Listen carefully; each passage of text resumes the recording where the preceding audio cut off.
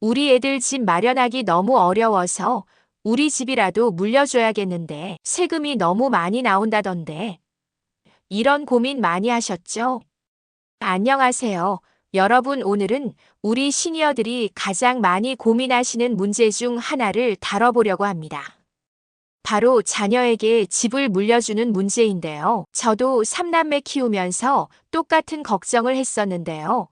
오늘은 20년간 세무사로 일하면서 직접 경험한 실제 사례들과 함께 어떻게 하면 세금 부담을 줄이면서도 안전하게 자녀에게 집을 물려줄 수 있는지 알려드릴게요. 여러분, 요즘 서울 아파트 한 채가 얼마인지 아세요? 강남 아파트는 20억, 30억도 흔하죠.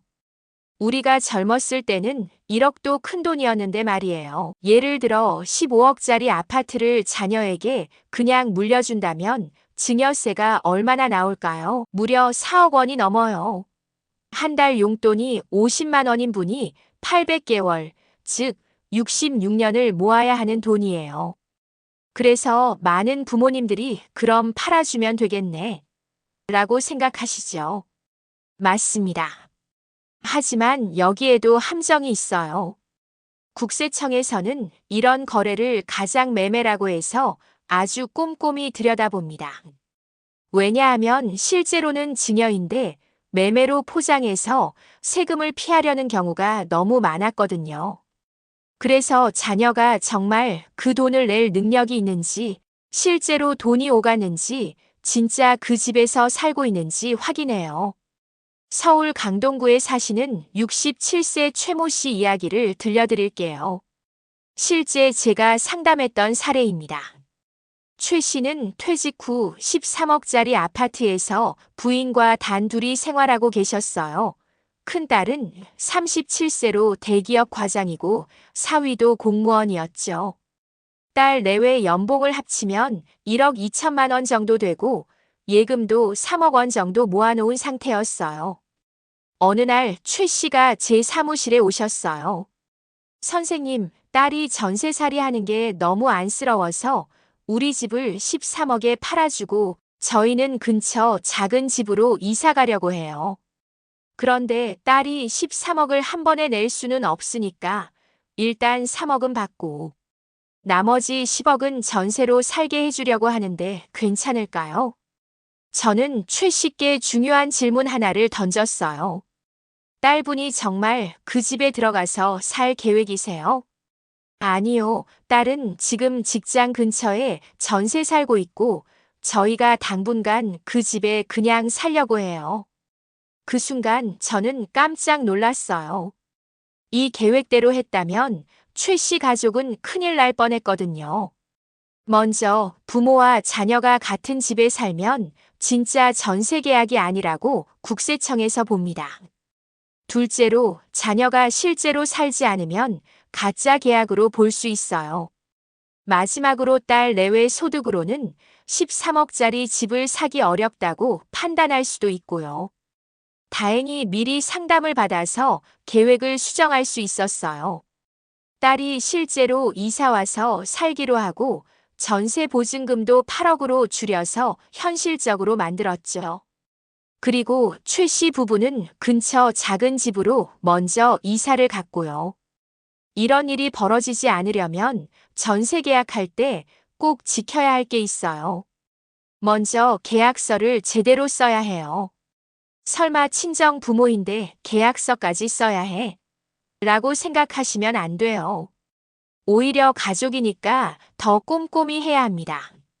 정확한 보증금 금액, 계약 기간, 월세가 있다면 월세 금액, 계약 갱신 조건까지 다 적어야 해요. 둘째, 전입신고와 확정일자는 필수예요. 계약한 날짜에 맞춰서 주민센터에 가서 전입신고를 하고 확정일자도 받아야 해요. 이게 없으면 나중에 진짜 계약이 아니었네 라고 의심받을 수 있거든요. 셋째, 보증금은 정확한 날짜에 지급해야 해요. 가족이라고 나중에 줄게 하면 안 됩니다. 계약서에 적힌 날짜에 정확히 계좌 이체로 보증금을 주고받아야 해요. 그리고 가장 중요한 건 동거는 절대 안 된다는 거예요. 국세청에서는 부모와 자녀가 같이 살면 전세 계약이 무효라고 봐요. 어떻게 확인하냐고요? 신용카드 사용 내역, 우편물 배송지, 휴대폰 위치 정보, 심지어 아파트 출입 카드 사용 기록까지 정말 꼼꼼히 확인하니까 절대 동거하시면 안 됩니다. 이제 돈 빌려주는 이야기를 해볼까요? 부산에 사시는 72세 박할머니 이야기입니다. 박할머니는 평생 알뜰살뜰 모아서 5억 원을 가지고 계셨어요. 42세 된 아들이 치킨집을 하고 있었는데 어느 날 아들이 엄마한테 와서 말했어요. 엄마, 가게가 잘 되니까 옆 상가도 하나 더 얻어서 확장하려고 하는데 3억 원만 빌려주실 수 있을까요?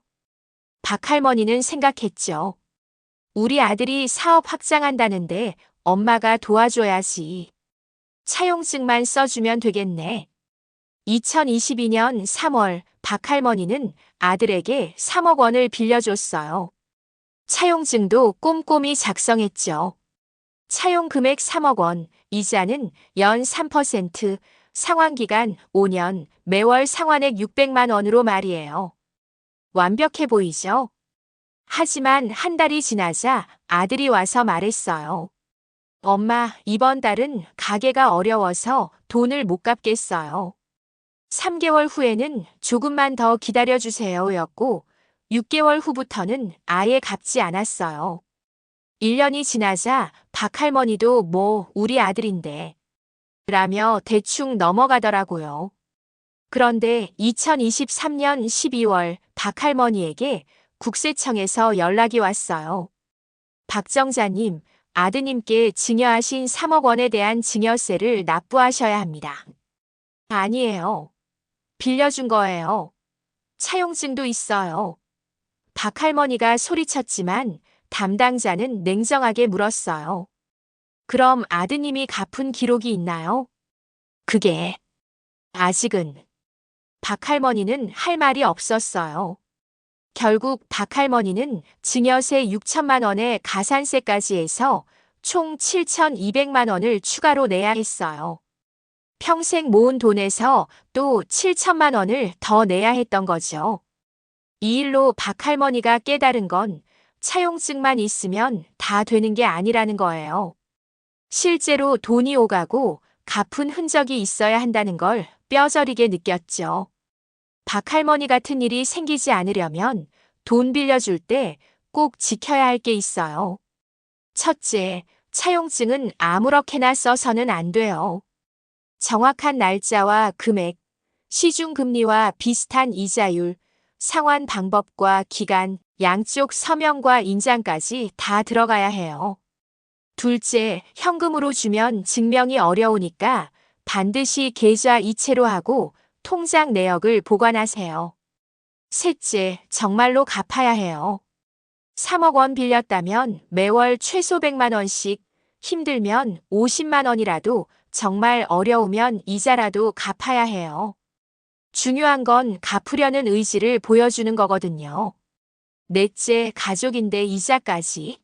라고 생각하시면 안 돼요. 이자가 없으면 오히려 증여로 볼 가능성이 커져요. 시중금리보다 조금 낮게 해도 되니까 연 23% 정도는 받으시길 바랍니다. 전세 계약이 끝나면 어떻게 해야 할까요? 여기서도 함정이 있어요. 반드시 보증금을 돌려줘야 해요. 우리 가족인데 라고 생각하시면 큰일 나요. 계약이 끝나면 반드시 보증금을 자녀 계좌로 돌려줘야 해요. 만약 13억짜리 아파트에 10억 전세 보증금을 안 돌려주면 10억 원 증여로 간주되어서 증여세를 약 3억 3천만 원이나 내야 해요. 현금으로 돌려주거나 다른 부동산으로 대신 주거나 대출을 내서라도 돌려줘야 해요. 중요한 건 반드시 돌려줘야 한다는 거예요. 실제로 인천에 사시는 김 씨는 딸에게 8억 전세 보증금을 안 돌려줬다가 2억 4천만 원 증여세를 냈어요. 나중에 후회해도 이미 늦었죠. 자녀가 부모님 집을 살 때 가장 중요한 건 이 돈을 어떻게 마련했나? 예요. 국세청에서는 소득 대비 구매 능력을 확인해요. 연봉 5천만 원인데 10억짜리 집을 샀다면 이 돈 어디서 났지? 라고 생각하겠죠. 예금 잔고 추이도 보고요. 갑자기 통장에 큰 돈이 들어왔다면 누가 줬지? 라고 의심하죠. 은행 대출 능력도 확인해서 담보나 소득이 충분한지 봅니다. 3억 원 이상 부동산을 살 때는 자금 조달 계획서를 내야 해요. 본인 예금은 얼마, 대출은 얼마, 기타 부모 증여 등은 얼마인지 정확히 적어야 하고 관련 서류도 준비해야 해요. 여러분, 오늘 말씀드린 내용들이 복잡하게 느껴지시죠? 당연합니다. 세법은 전문가도 어려워하는 분야거든요. 꼭 기억하세요. 가족이라고 대충 하면 안 됩니다. 모든 거래는 투명하게 기록을 남기세요. 그리고 의심스러우면 전문가와 상담하세요. 3억 원 이상 부동산 거래나 1억 원 이상 돈 빌려주기, 복잡한 가족 상황, 이미 국세청 조사를 받는 경우라면 반드시 전문가와 상담받으세요. 세무사나 변호사 상담비는 보통 30에서 50만 원 정도인데 나중에 세금 폭탄 맞는 것보다는 훨씬 낫죠. 우리 자녀들을 위해 평생 모은 재산을 물려주는 건 부모의 마음입니다. 하지만 잘못하면 오히려 자녀에게 부담을 줄 수 있어요. 꼼꼼한 준비와 전문가 상담으로 우리 가족 모두가 행복한 재산 승계를 하시길 바랍니다. 오늘 영상이 도움이 되셨다면 좋아요, 구독 부탁드려요. 그리고 궁금한 점은 댓글로 남겨주시면 최대한 답변해드리겠습니다. 감사합니다.